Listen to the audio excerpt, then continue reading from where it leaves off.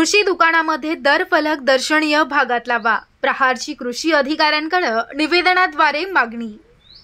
शहापूर तालुक्यातील सरकार मान्य खत औषधे विक्री कृषी दुकानधारकांनी आपल्या दुकानात खते बियाणे औषधे यांचे दर फलक दर्शनी भागात लावणे आवश्यक असताना देखील बहुतेक दुकानात कुठल्याही प्रकारचे दर फलक लावत नसल्याने शेतकऱ्यांची आर्थिक फसवणूक होत आहे। यासाठी प्रहार जनशक्ती पक्षाने कृषी अधिकारी यांना एक निवेदन देत दरपत्रक लावण्याची मागणी केली। खरीपाचा हंगाम सध्या सुरू झाल्याने शेतकऱ्यांना शेतीसाठी लागणारी खते औषधे बियाणे रास्त भावाने मिळणे अपेक्षित आहे।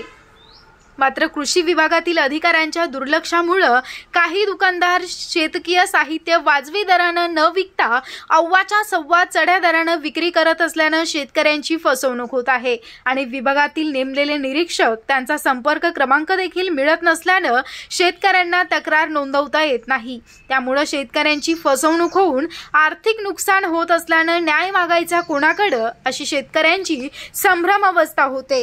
म्हणून प्रहार जनशक्ती पक्षाचे तालुका अध्यक्ष वसंत पानसरे यांनी एका निवेदनाद्वारे मागणी केली आहे।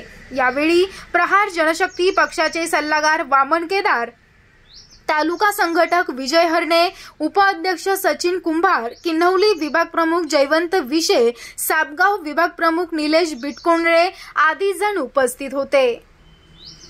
न्यूज 23 लाईव्ह वर नवनवीन व्हिडिओ पाहण्यासाठी आमच्या चॅनलला लाईक करा, शेअर करा आणि सबस्क्राइब करा।